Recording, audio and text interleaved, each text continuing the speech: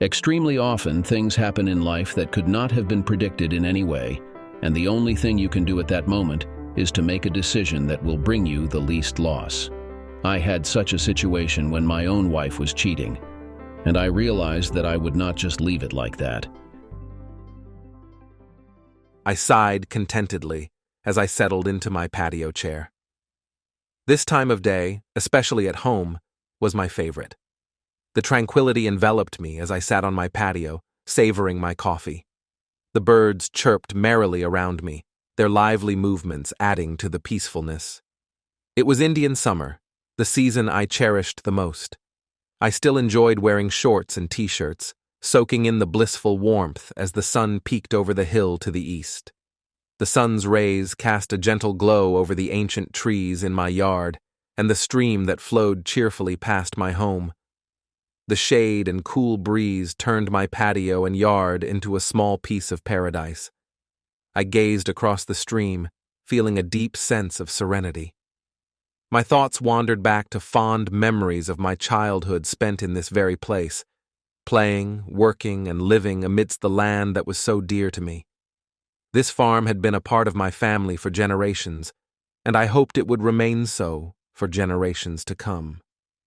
I reminisced about the hours spent at the old swimming hole just beyond the yard, where my friends and I would swim and play, making memories that felt like a never-ending summer.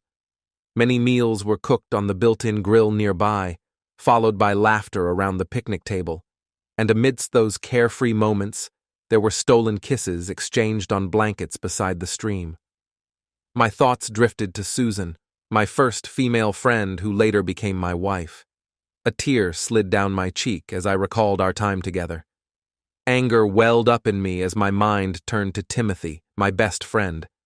The coffee I was enjoying suddenly soured in my stomach. The three of us were inseparable back then, constantly competing for Susan's attention until I finally won her over, and we became a committed couple. I silently wept as memories flooded back, feeling the emptiness and overwhelming loneliness now that I was alone in our large house and 600-acre farm.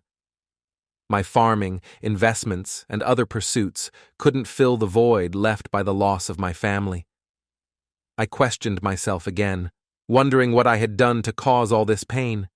As I remembered, a cloud passed over the sun, and I felt the first chill of fall, echoing the deep, soul-crushing chill within me. Here I was at 35, newly divorced, with my children Jessica, 11, and Alexander, 10, taken from me by a heartless court, along with my ex-wife and former friend. Did my deployment during the last Iraqi war lead to losing my family? Or would Timothy have prevailed regardless? Over the years, Susan had grown increasingly unhappy with our life together, wanting to be with someone more prominent, which I couldn't be. I had believed our love would endure, but now I questioned everything. I sighed and got up to drink another cup of my morning elixir, a special blend of coffee that I make every day, in any weather. Thinking about my problems won't solve them, but what choice did I have? Back at my hideout, I settled back down to admire the view of the creek and the south field. It was nice to watch my cattle grazing on the lush grass, the morning mist floating from the stream and enveloping everything in a soft haze. The soothing murmur of my animals and the distant hum of the neighboring tractors brought me peace. I found solace in the soft murmur of water over the rocks on the rapids before it flowed into a deep bathing pit. Despite my recent divorce, I felt as serene as possible. Sighing again, I leaned back in my chair, reminiscing about happier days. I remembered my parents and their cheerful, affectionate behavior, the fun gatherings we enjoyed right here in the backyard. Oh, those were such carefree times when relatives and friends swam and played in the summer heat. I could almost feel Susan's presence behind me, even though I knew I would never feel her approach, her hand on my shoulder, or her kiss again. Never again will I feel like we're making love in this yard or on our huge bed. Damn it! Another tear rolled down my cheek. I needed to pull myself together. Those happy memories were so closely connected with this yard and house. I remembered the summer when Susan first refused to join Tim and me for a swim, a summer that showed her as an exceptionally intriguing person. We teased her relentlessly that year and the next. At that time, we had no romantic thoughts, and as we grew up, we started dating others. Susan sometimes hung out with me, sometimes with Tim, but none of us thought about dating her. It wasn't until the summer after graduating from high school that I started dating my dear friend Susan. At first, it all started with the fact that I just invited my friend to have fun in the company, because at that time we were both single. One day, when my parents were not at home, Susan came for a swim. We played and splashed at each other, just like when we were kids. During our game, when she was wrestling in the stream, her clothes accidentally fell off. She gasped, and I couldn't help but stare at her. Her cheeks were flushed, but there was a strange expression on her face. We slowly leaned towards each other, and I kissed her. I'm not sure how long we hugged and kissed, but after silently agreeing, I led her from the bathing place back to the house. Along the way, we stopped several times to continue kissing. In the end, we ended up at the entrance to the hallway and kissed. Susan giggled again and playfully pushed me away. She rushed down the hall to my bedroom, and I followed her closely. When I entered the bedroom, Susan was standing by my bed, facing the door. My eyes widened when I saw her completely for the first time. Susan spent the most exciting and heavenly day with me. It was an amazing intimacy. I only remembered about contraceptives after the session. I said, "Oh shit, I forgot the gum." Susan smiled and patted my cheek. "Don't worry, John, I'm taking pills," she said. It wasn't until a day or two later that I didn't even think about the fact that this obviously wasn't the first time she was close either. It hurt so much the next time I saw her, and she confessed that old Timothy had fallen for her bait almost a year ago. She looked at me in surprise when I got upset and said, "John, I'm not a girl of easy virtue or easy prey, but so what if it wasn't the first time? So what if there were two of them before you? Does it matter?" I decided then that it didn't matter to me, but now I wonder if it should have mattered. At the end of that summer, we attended the local junior college together and became a couple for the first year. During the following summer, I felt the allure of the wider world and succumbed to my secret fantasy. The military had always been a dream of mine, so I enlisted. I completed my service and returned home as a sergeant. Susan stayed in college while I was away.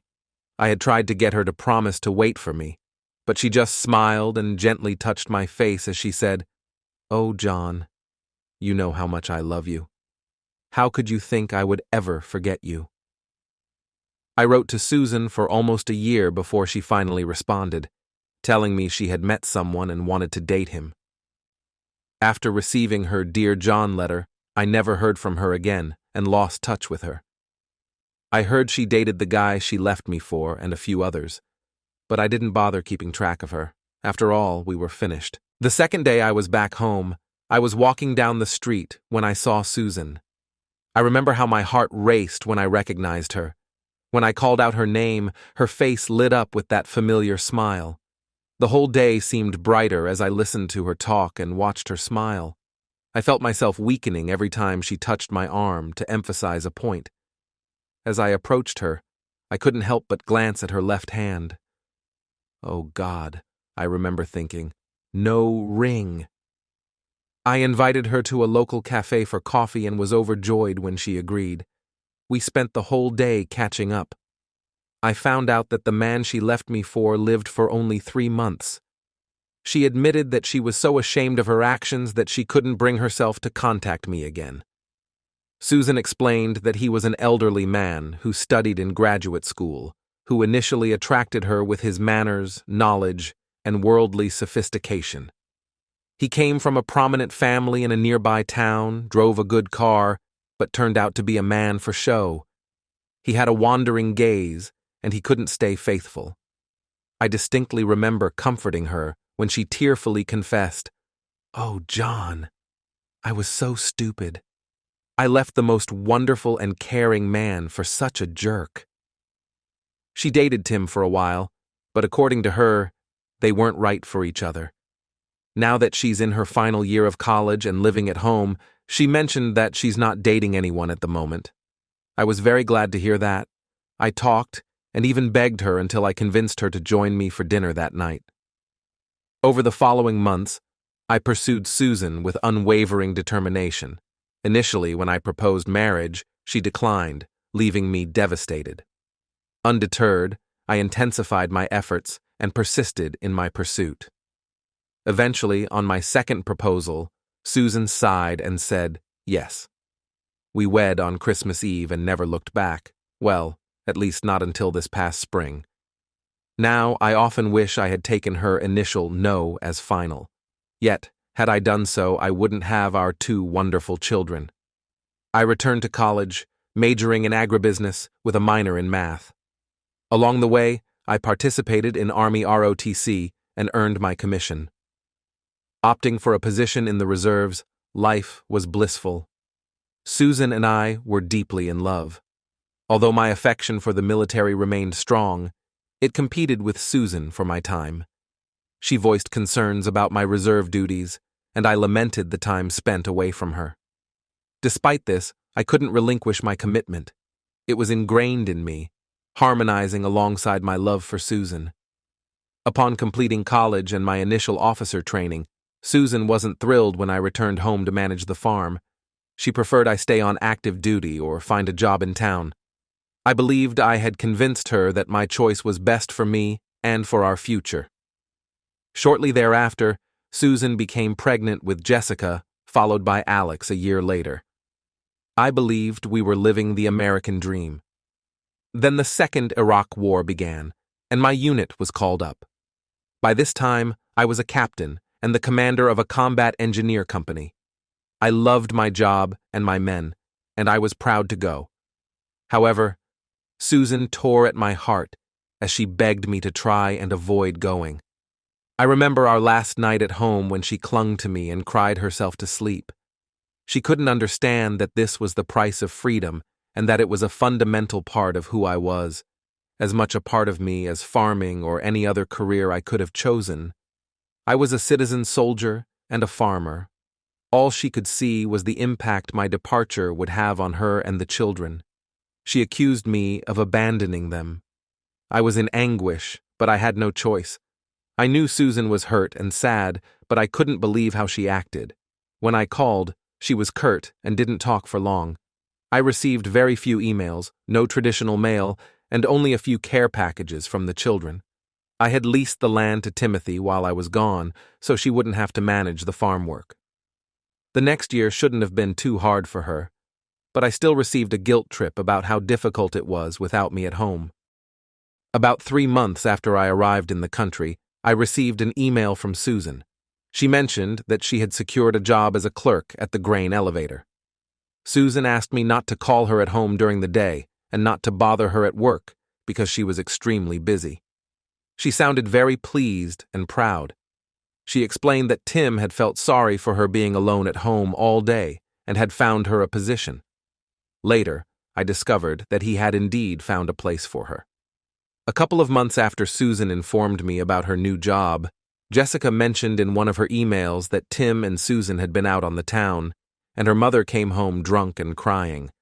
I tried to call Susan but couldn't reach her, so I sent her an email asking for her side of the story. I never received a reply, but when Jessica wrote to me again, she said she had gotten into trouble for worrying me with her mother's activities. Jessica mentioned that Susan had told her never to bring up such matters again because she didn't want me to worry. I was concerned but trusted Susan, so I eventually concluded that she was just embarrassed about getting drunk and wanted to keep it from me. Then came the day. We had to relocate our base of operations and were traveling in a motor convoy when my luck ran out. My vehicle was hit by an IED. My driver was killed and I was severely injured. I had a broken left leg, some broken ribs, and penetrating wounds to my right thigh and chest. I had been in Iraq for 10 months and couldn't return home until after 17 months. My wife and children never visited me in the hospital, and I received very few letters and cards. I had no other family, as my parents had died about 6 years earlier, within a few months of each other. I would occasionally call home, but the children were distant, and I never got to speak with Susan. She was either at work or in a meeting. Sometimes one of the children would mention that she and her boss, Timothy Geithner, had gone out for dinner or attended some social event. I never got any answers to my questions and started to worry. Finally, I was released from active duty and allowed to return home. I was so happy and excited. I called the children and told them to have their mother pick me up at the airport, and to be safe, I emailed my flight number and arrival time. I remembered how choked up I felt, and how my eyes misted as I looked down at my home area when the plane was landing. I could hardly wait to see my wife and family and hold them again. I looked and looked but couldn't see them in the arrival concourse. Finally, as I was leaving the baggage claim area, I saw a man in a good suit holding a sign with my name on it. "I'm Captain John Stevens. What can I do for you?" I asked. He looked at me, took a picture from his pocket, and nodded. He extended a fully stuffed legal envelope toward me with my name written on the outside in magic marker. "Sir, you have been served. This envelope contains the petition for divorce from your wife, Susan. It also includes a restraining order preventing you from coming within 1,000 feet of your home, wife, and children. Additionally, you are prohibited from any form of contact with them, including phone calls and mail. Have a good day, sir." He then looked at me for a moment, shook his head, and walked away. I walked to the nearest chair and sat down, panting in shock and hurt, trying to decide what to do. A sob escaped my throat as tears filled my eyes. My anger surged. I decided to call Tim to come get me. He didn't answer at home, and when I called his store, I was told he was busy and couldn't be disturbed. I sat there, staring into space, tears trickling down my cheeks. I cried silently as people walked past, staring at me. Eventually, a security guard approached and asked, "Sir, are you all right? Do you need a doctor or a priest?" I looked up at the guard and shook my head. "No, I just left a bunch of doctors, and another one can't cure what's hurting me now. I'm on my way home from Iraq, and instead of meeting me to take me home, my wife sent a process server with divorce papers. What good do you think a doctor or priest can do for me?" By now, a small group of people had gathered around us, and when they heard the news, there were so many gasps you would think the airport had sprung a leak. The guard looked so uncomfortable that I actually felt sorry for him. As I sat there, arms on my legs and head hanging down, a distinguished gentleman in his mid-50s pushed through the crowd. This gentleman sat beside me and said, "Excuse me, Captain. I think you should come with me while you decide what you need to do next. I can't welcome you home like a loving family could, or like you expected or deserve, but at least come and let me buy you a drink while you come to terms with this situation." The kind gentleman gently helped me from my seat and guided me toward the airport lounge. As we walked, he introduced himself. He said he was an attorney and a reserve colonel in the Judge Advocate General's Corps. "If you don't have a personal attorney to help you with this mess, I would be honored to represent you. This is one of the most despicable things I have ever seen, and I want to help you settle this matter as quickly and painlessly as possible." Since I didn't have an attorney, I saw no reason not to let him handle the matter. He bought me drinks while I let him read over the petition. He wrote out a statement for me to sign, allowing him to act on my behalf, and told me to expect more papers by mail in the next day or two. After all the legal matters were settled, Josh, Mr. Joshua Roundtree, my attorney, waited until I found a ride home before he shook my hand and left. I had to make several calls before finally reaching one of my other friends. When he realized it was me and heard what I needed, he exclaimed, "Oh man, John, are you serious? She really left you stranded at the airport and didn't even let your kids meet you? I'm sorry, buddy. Stay in the bar and have a couple more drinks until I get there. It'll take me about an hour and a half, but I'll be there for you." I remember sitting alone, feeling like it was much longer than it actually was, waiting for Sam to pick me up. When I saw him standing at the bar's entrance, I stood up and walked unsteadily toward him, struggling to carry my bag and navigate. Sam looked at me and shook his head. "I'm really sorry, John. Now come on, let's get you home." On the drive back to our hometown, Sam filled me in on Susan. He said she was furious when I left and accused me of abandoning her and the kids. She would complain about me to anyone who would listen until most people would just walk away when they saw her coming. The only one of our old friends who didn't get upset with her was Tim. They started going places together more and more.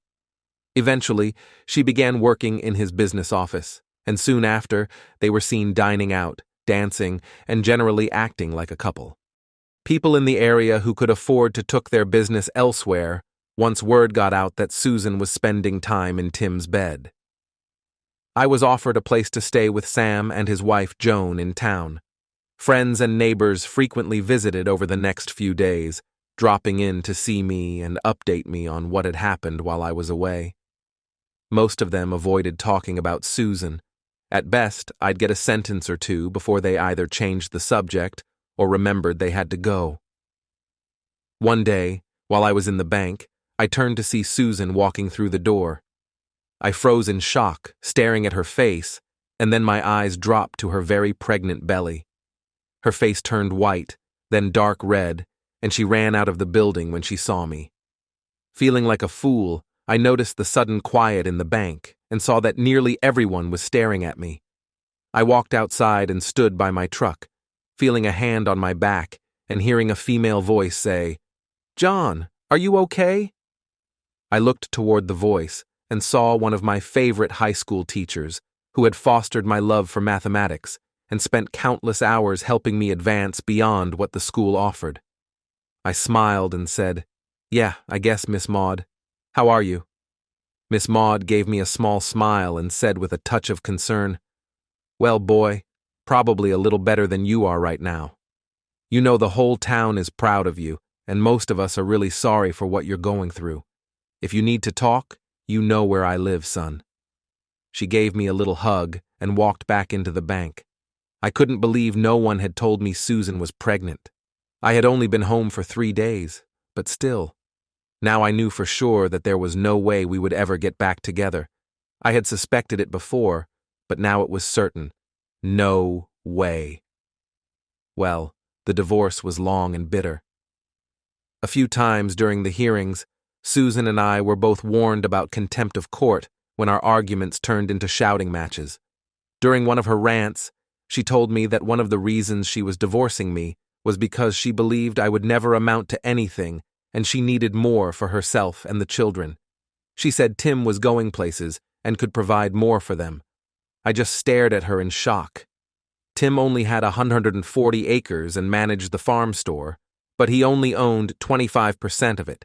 He liked to make a big impression in town, and there was talk of him running for the State House of Representatives. He had always been flashy, and I guess that and his smooth talk won her over in the end. Now I wish I had paid more attention when we were younger, and she was always spending time with Tim. Even when we were together, she seemed to spend a lot of time with him, but I just thought they were friends. It seemed like we fought over everything. I didn't think I was being unreasonable, but she sure said I was. She wanted the house, half of the farm, 3/4 of the bank accounts, and full custody of the children. I managed to keep the entire farm for myself, but it was tough. I had to give her all but $10,000 of our savings and a promissory note for nearly $200,000 to retain the land. I was relieved that the 2 real estate agents who appraised the property were also dissatisfied with how she treated me. They valued it at $1,500 per acre instead of the $2,250 it could likely have sold for.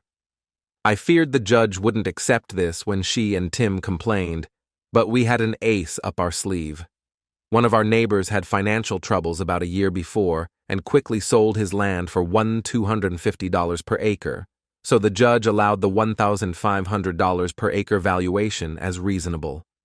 Tim was so furious he was escorted from the hearing, cursing and screaming. Finally, yesterday, it was all over. At 35, I was single and alone again, except for a town full of friends.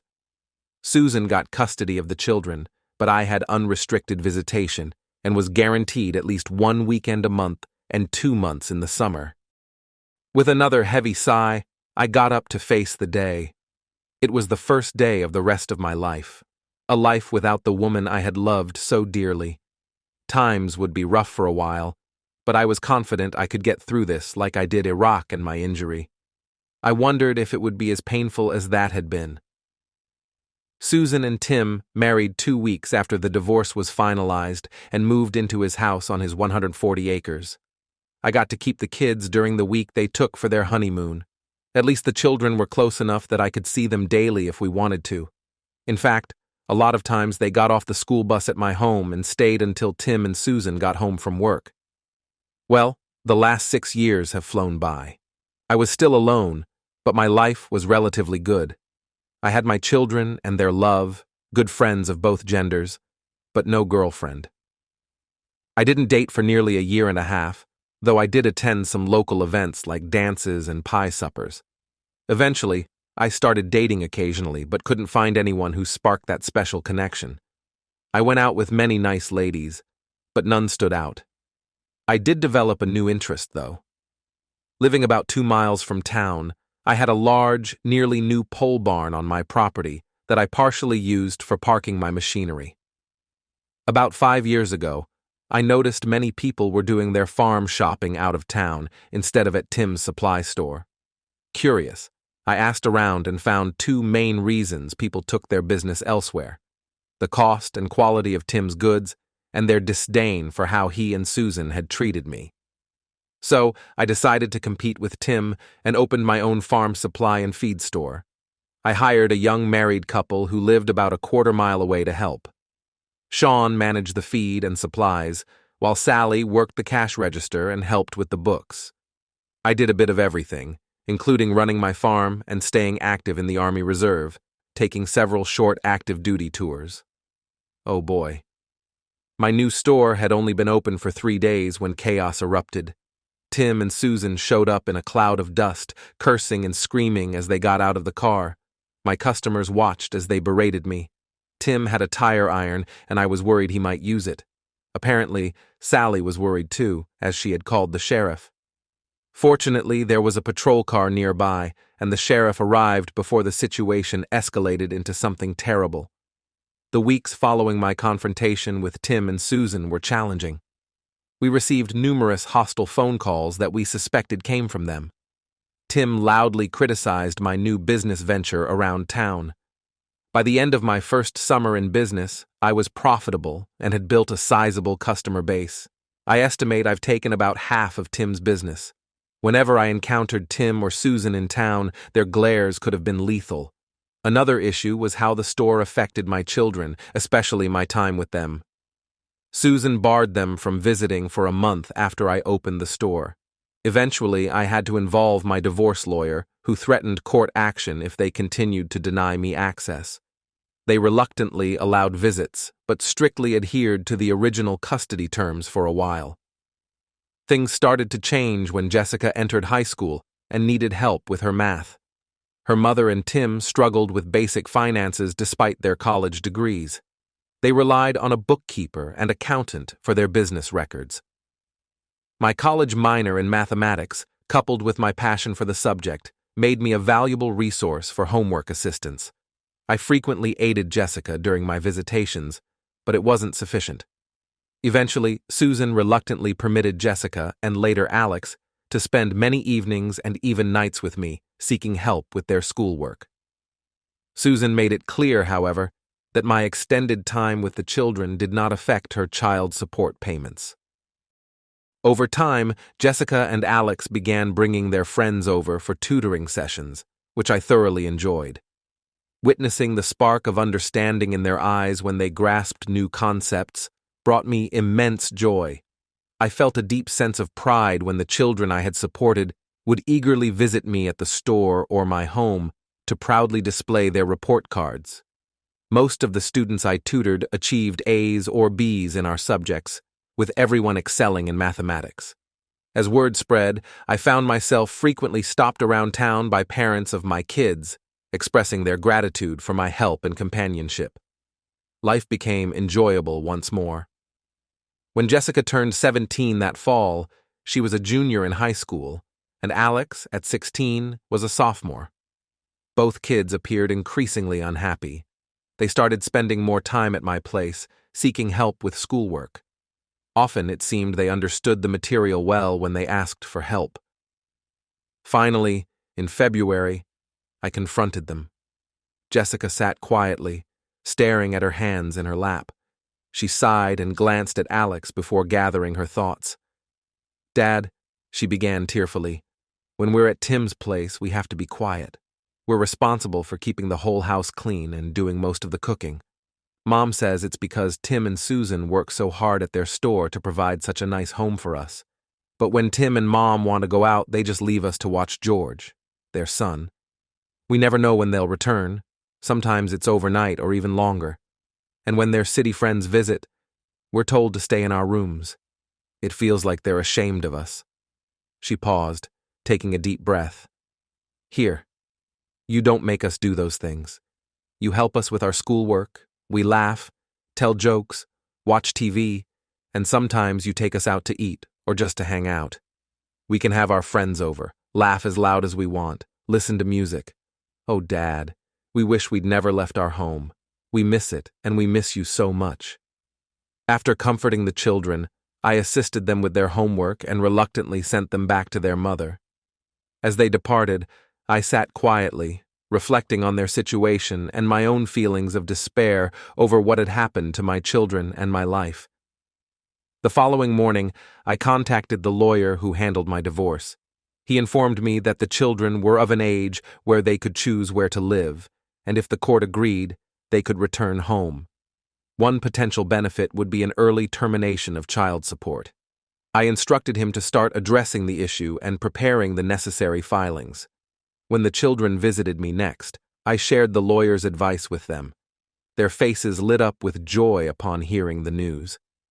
They hugged me tightly, tears streaming down their faces, grateful for the decision to file for custody. Jessica and Alex visibly relaxed, as if a heavy burden had been lifted. Through tears, Jessica turned to Alex and said, "See, Alex, I told you Mother and Tim were wrong. I knew Daddy loved us and would let us live with him again." They both approached me, and we embraced in a group hug.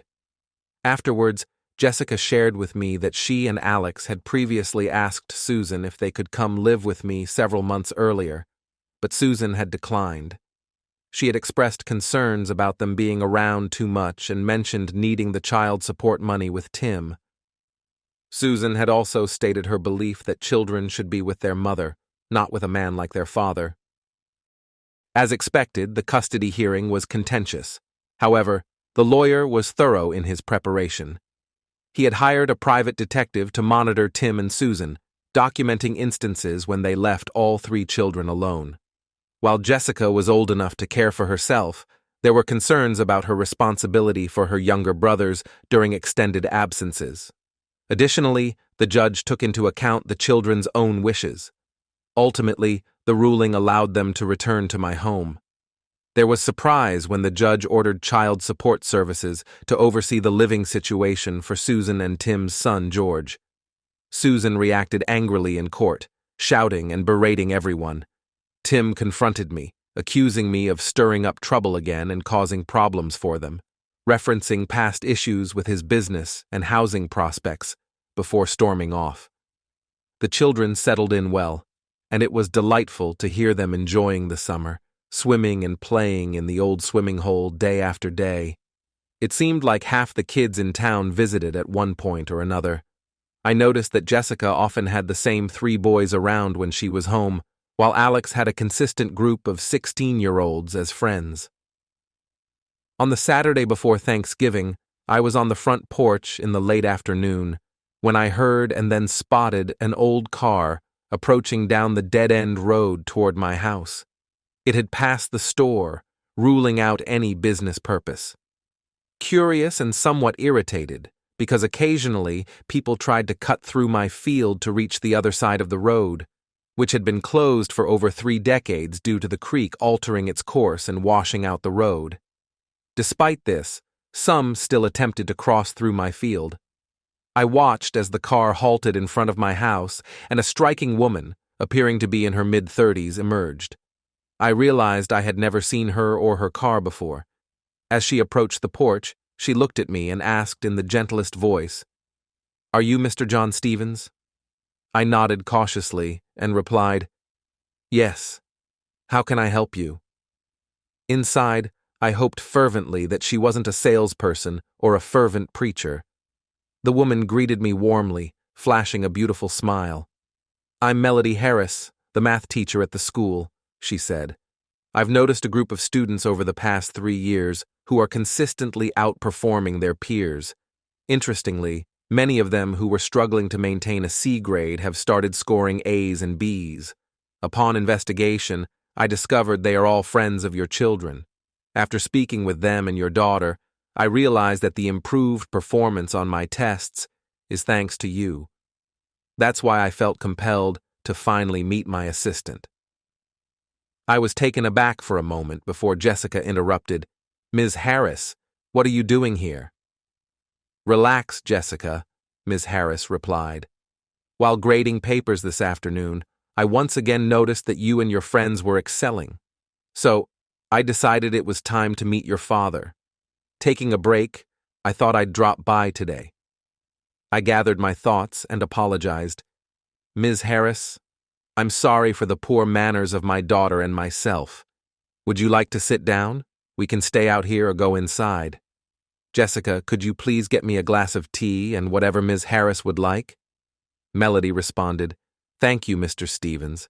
I love the view from your porch. Let's just sit here while we talk." "Oh, sorry, Jessica, tea is fine for me too," she added. I nodded and said, "Melody, She interrupted gently, "Please, call me Melody, Mr. Stevens." I smiled in agreement. "All right, Melody. Thank you. I do enjoy the view from the porch and patio.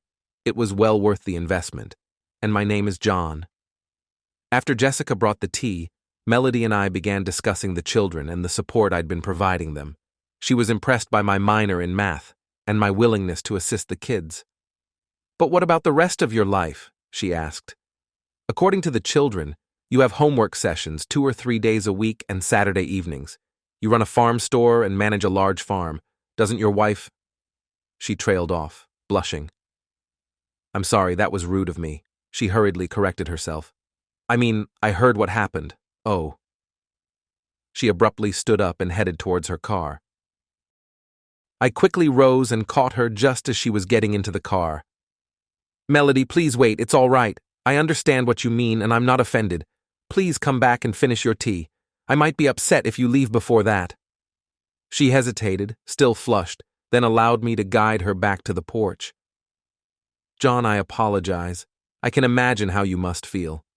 I lost my husband in the war, and like you, I've devoted myself to these kids. I keep hoping to have a real life and find someone, but there just doesn't seem to be anyone here that interests me.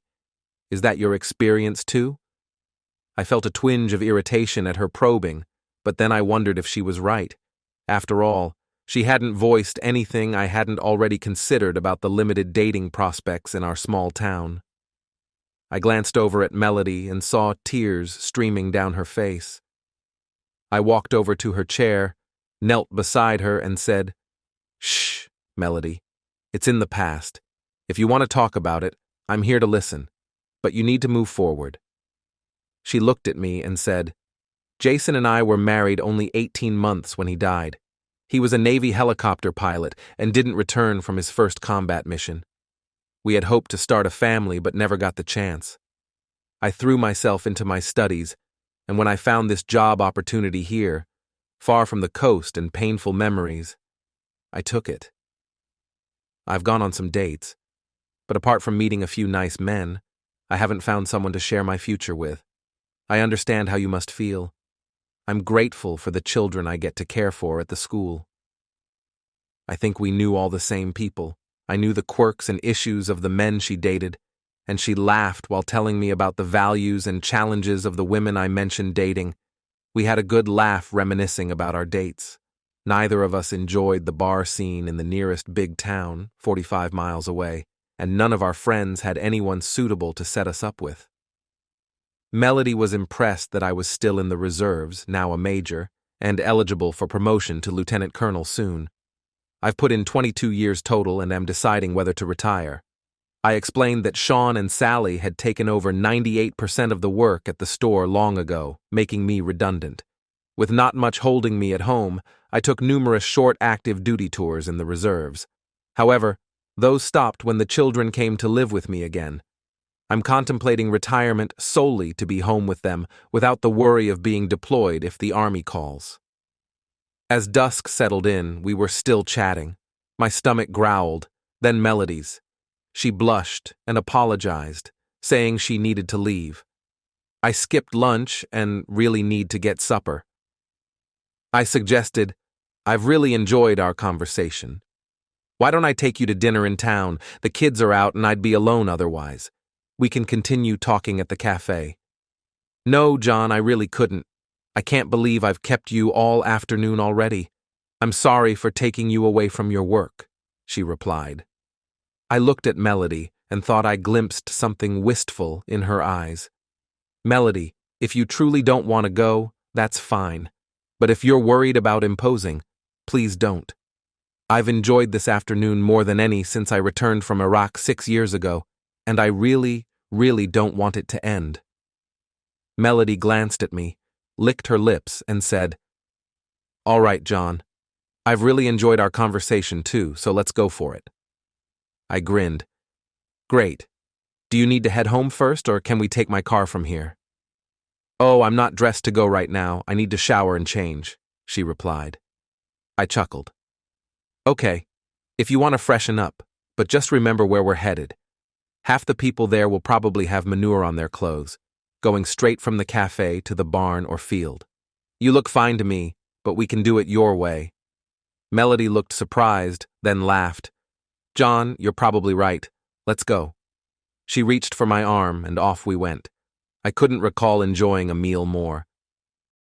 Unfortunately, I barely got to eat. It seemed like everyone we knew kept coming up to our table to check us out and chat. By the time we left the cafe, it was closing time at 9 p.m. I finally convinced Melody to join me for some wine at my place afterwards. We were sitting together on the couch at 1 a.m. when Jessica returned from her date. "Dad, Ms. Harris," she started, blushing as she glanced at her date. "We didn't think you'd still be up." When Jessica realized the implication of her words, she gasped, covered her mouth, and hurried to her room. I glanced at the surprised young man and the teacher, then smiled. "Excuse me," I said. "I think I need to have a word with Jess. Why don't you both stay here while I sort this out?" Jess was in tears when I knocked and entered her room. She threw herself into my arms, saying, "Oh, Daddy, I'm so sorry. I didn't mean to say that, and I'm sorry for interrupting." I reassured her and brought her back to the family room. When she saw Melody, she blushed again and apologized. "I'm sorry, Ms. Harris. I didn't mean it the way it sounded. I was just surprised to see you still here." Melody replied, "It's okay, Jessica. I understood your meaning, and what you said didn't bother me. I apologize for intruding on your time with Nathan." Melody glanced at me and said, "John, I really should go. I haven't had such a nice time in a while." I walked her to her car. Just as she was about to close the door, I stopped her and asked, "Melody, can I call you? Could we do this again?" I felt a rush of happiness and butterflies in my stomach when she smiled and said, "Oh, please, I would like that very much." And that's how it all began. Melody and I started dating and discovered we were soulmates, as they say. I felt a much deeper connection with her than I ever did with Susan. Sometimes I wondered what I had ever seen in Susan, especially after she became so bitter during and after the divorce. As the months went by, I became more and more fascinated by Melody's presence. We enjoyed going out to the city to eat delicious food, and together we attended many local events and school parties. Now that she appeared in my life, the world seemed brighter. Melody seemed to me a bright and seductive woman. Since Thanksgiving, I've spent every spare minute I could spare with Melody outside the farm, or when she could take her mind off her work. On Valentine's Day, we had a wonderful candlelit dinner together. That night, when we returned to my house, I finally realized what Melody could be like in bed. When we were done, Melody looked into my eyes, exhaled deeply, and rested her head on me. I still remember her tender words. "I love you, John. Jason will always hold a special place in my heart, but I love you too." I was stunned. My heart was overflowing with emotions. Bending down to kiss her again, I confessed, "I love you too, Melody. I've been afraid to say this for the last 2 months, but I think I love you more than I've ever loved Susan." That night, Melody stayed at my place for the first time, and we were close for the first time. The next morning, standing face to face with my children, we both felt awkward and embarrassed. It's funny to think about it now, but it wasn't funny at all then. I got up early to make coffee and was sitting on the patio when Melody joined me with a cup. She borrowed one of my old hoodies from the closet, as I soon discovered it was her only clothes. When we were sitting on the swing together, hugging and enjoying the sunrise, each other's company and a cup of coffee, we carelessly exchanged tender kisses. And then there was a sigh behind us. "Oh, I didn't know. I'm sorry." Jessica's voice was heard, followed by hurried footsteps and the sound of a door closing. I started to get up, but Melody put her hand on my shoulder. She gave me a quick kiss and said, "No, John, it's my fault, and I think I should sort it out for you if you don't mind." She got up and went into the house before I could formulate an answer, so I just stayed where I was, hoping that everything would work out in the end. Melody was gone for about 30 minutes, and I was already starting to worry when she returned to the patio with a cup of fresh coffee, still in my old shirt. Damn it, she was so attractive. Jessica appeared behind her, stunned. There was a slight smile on her face as she bent down to kiss me on the cheek. "Good morning, Daddy," she whispered. Melody left at almost 2 o'clock in the afternoon. He and Jessica never told me what they talked about that morning, but I noticed that they seemed more relaxed with each other since then. They were more like friends who talked a little bit like mother and daughter. Anyway, I was pleased. I was even more delighted when Jessica came up to me after Melody left and said, "I'm so happy for both of you, Daddy." I believe we both knew we would get married from Valentine's Day onward, but I waited for my annual Memorial Day cookout and party to officially propose to Melody. She had once again stayed over the night before to help with the preparations. That morning, before we had breakfast or started cooking lunch, we sat together on my patio. I turned to Melody and said, "Mel, you look like you belong here. I feel so whole sharing my patio and home with you. You seem so happy and at peace when we sit here watching the sun rise over the creek and burn off the fog. I don't know what I would do without you in my life. Since you came into my life, I feel complete again." Melody looked at me with a curious expression, almost expectantly, and then she seemed to deflate a bit when I didn't say more. Finally, she said, "John, I feel content and complete when I'm with you too. I love being with you anywhere, but especially here in your home with you." I thought I saw her eyes well up a bit when I smiled and replied, "That's wonderful. I'm so glad you feel that way." I didn't say anything else, but felt a bit foolish as I simply got up, gave her a gentle kiss on the lips, and said, "Well, shall we start the day?" That afternoon, just before serving the food, I gathered all my friends together and called Melody over. I said, "You all know Melody by now, and you know how amazing she is. I wanted to share with you that she's almost entirely responsible for this wonderful meal. She's responsible for the sunshine we're enjoying and the happiness we feel here today. This morning, I told her she looked like she belonged here, that I feel complete with her by my side." Melody expressed to me her happiness and fulfillment in our relationship. I sensed she anticipated a different response from me, but I remained silent. As I drew her closer, I felt her tense up. Turning to her, I finally spoke. Melody, I may have hurt your feelings this morning, but I needed to be sure of your feelings for me and our future before I asked you in front of our friends to spend the rest of our lives together. Melody, will you marry me? I gazed directly into Melody's eyes as I posed the question. A murmur spread through the crowd as I reached into my pocket and retrieved the ring. Holding it out to her, I felt immense joy as she extended her left hand towards me. Tears welled in her eyes as she whispered, "Yes, oh yes, John. I have dreamed of you asking me to marry you ever since Valentine's Day."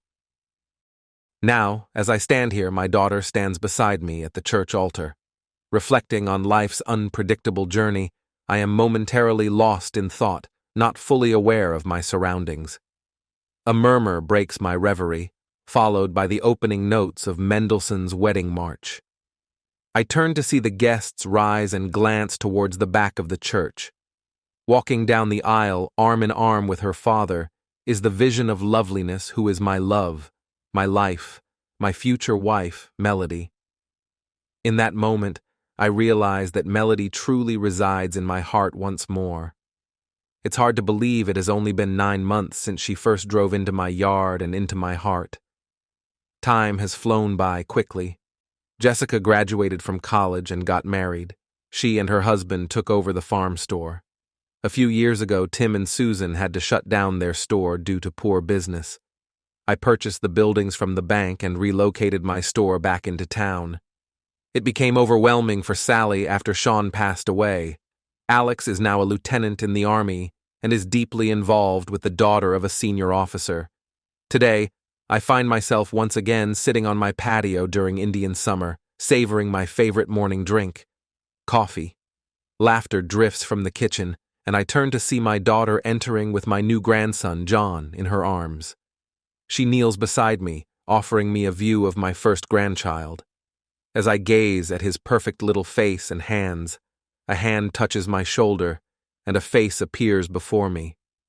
A gentle kiss is placed on my lips. I feel a chill as my thoughts wander back to a memory long suppressed. For a brief moment, I recalled Susan doing the same thing.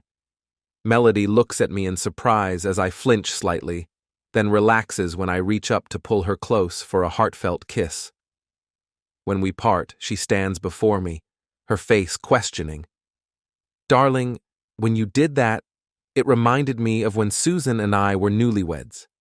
She used to touch my shoulder and lean in for a kiss, just as you did.